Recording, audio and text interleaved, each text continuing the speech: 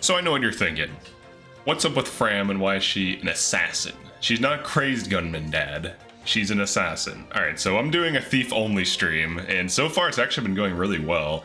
The idea behind it is that I have a bunch of thieves, a sea of thieves, if you will, and that's the team. And I get to try out all these different builds. I get to see who works on thief, who doesn't. So we have Chloe thief, Alir thief, Fram thief. Eventually there'll be a HORT thief because that was super chatted for some reason. I don't know why, but she'll be our utility. We have a Jade thief, and then of course Yunaka. Jean was supposed to be a thief, but I guess he's just going to be a staff bot for now. And here's what we have. So we don't really have too many passives yet, but these builds are actually pretty effective. Thief is actually very fast. It's basically about as fast, maybe slightly slower than a Wolf Knight, but it has really good speed growth. So even Jade is able to double. Now obviously she wants Lyn so that she can double, but she has decent stats. Like most of these units have pretty good stats, and they can tank, avoid tank pretty easily. So the idea behind this was just to like stress test like a thief team, but it actually turned out that so far this team is like completely demolishing the game, even though I don't have like magic, which is kind of funny. So it's pretty fun, it's pretty good.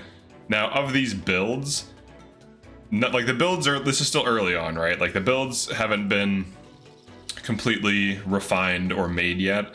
So like Chloe has strength +3, eventually she'll have strength +6, so she'll have probably like the most expensive build, strength +6 and then something else. Alir is just on Lucina temporarily. I might switch it to someone else. Obviously I'm going to be using Erica to leverage the Lunar Brace so that we can deal actual damage to armor consistently, because obviously that's going to be a big problem. Like how do you damage armor? I'll probably even have a debuff unit. I might make Jade the debuff unit, I don't know. Because she could double and then maybe get her strength plus. She has the highest strength growth out of these, I believe. She's like 35% growth. And I think Fram is like 30 or 25%.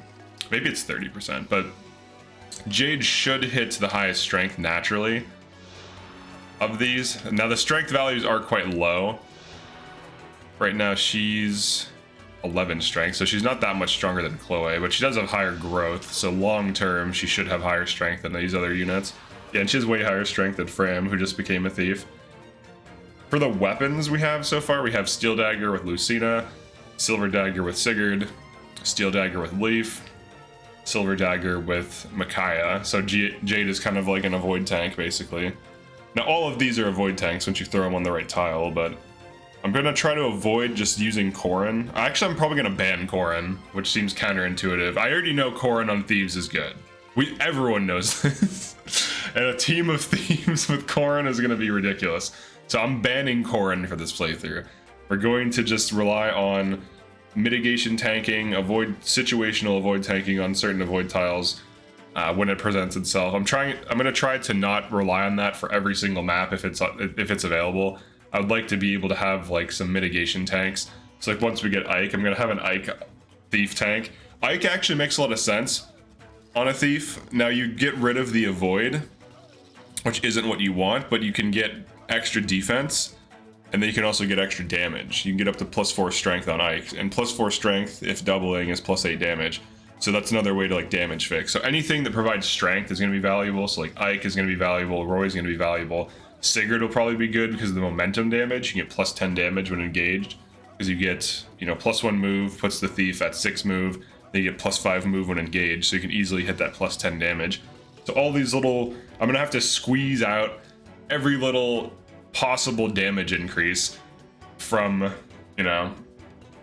these emblems to make sure that I can actually kill things. So that's gonna be the goal, right? Now, outside of that, do I recommend running multiple thieves? Honestly, some of these units are actually quite good on Thief. And the other thing that's nice too, early on at least, is that the daggers have good scaling. Now late game you're going to need good builds, so this is like the typical issue people run into. Early on they have, a really good, like early and middle game with a bunch of thieves or with like dagger units, and then late game like people always report the damage falls off. Now there are people who understand how to min-max the damage so that you can consistently kill with daggers. And like this playthrough will be showing some of these builds that will enable that. But generally speaking, daggers shouldn't fall off if you build the unit correctly or if you use the right units. There are definitely units, like even this Fram Thief, this is kind of suspect. She might be the Lucina user, just to get her damage up, because she's gonna need it so badly. She's fast. Fram is fast, but she does not have strength. She does have decent growth, but she's like already behind everyone else. Like Chloe and Alir are probably the best units here. So let's like look at some of this damage here. All right, so we do not double this guy by 1 point. If I did double him, I would almost kill. Looks like Chloe doubles him. And she actually does just straight up kill. So, and this is a sword fighter, so that's not even a good enemy, keep in mind. So as we enter, also no one has speed plus passives. I'm assuming they're not going to need it. They might need them though, to be honest, like speed plus 5 and stuff. Some of these are slower. So Jade's doubling these. She's dealing good damage. She has 10 crit as well, which is nice. She has Micaiah engraving, so she can kind of just like avoid tank, and then as she speed takes, she's just like an avoid tank. The other nice thing too is, look at Alir's avoid. Look at Alir's avoid next to Fram. Fram gives her passive gives plus 10 avoid, and then her support also gives plus avoid. That's pretty nice actually. And then Alir's support also gives avoid, so they're giving each other plus 15 avoid by standing next to each other, and then next to Chloe, Alir gets plus 5 avoid. So Chloe is plus 5 avoid at rank C, which means she's one of the plus 10 avoid at rank A's. So if I stand next to these two, this is without dual support by the way, if I stand next to these two, I'm almost 100 avoid, which is pretty crazy. So avoid stacking goes a long way in a team like this. Now obviously, actually one thing I should do is actually replace John with Marin, because Marin already has daggers, and then that gives everyone plus 5 hit avoid. And Marin is fast and has decent base strength. I think that's the move. I think we drop Jean for Marin. I might run Tamara as a meme, as an 8th unit for the hell of it, but I think Marin, it's pretty easy to hit high avoid, like with engravings and with supports. These three have really good supports. I think they support each other too. Oh, look at, they give each other, dude, all of these have the avoid support. That's so valuable. So Chloe gives avoid plus 5 and then eventually avoid plus 10 at A rank. So any other unit standing next to her gets plus 10 avoid. Also, Marin has a support with Chloe. So Chloe gives her plus 10 avoid at A rank support. That's pretty good actually. That's really good. Now I don't think she has support with Yunaka or Jade.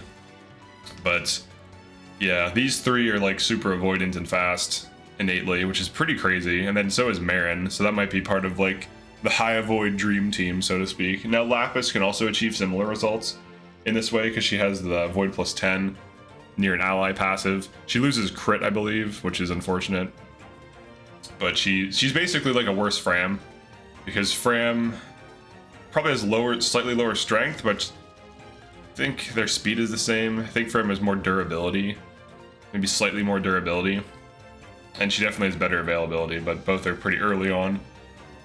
But Fram also has this passive that gives another unit avoid plus 10, so she gives herself and that unit avoid plus 10. But this is the team so far. It's decent. As Jade Speed Taker, she doubles effortlessly. I'm gonna try to avoid speed passives, so like speed plus 5. I'm not gonna really use as much. I'm gonna try to just rely on the unit's natural speed plus damage fixing, and just hope for the best.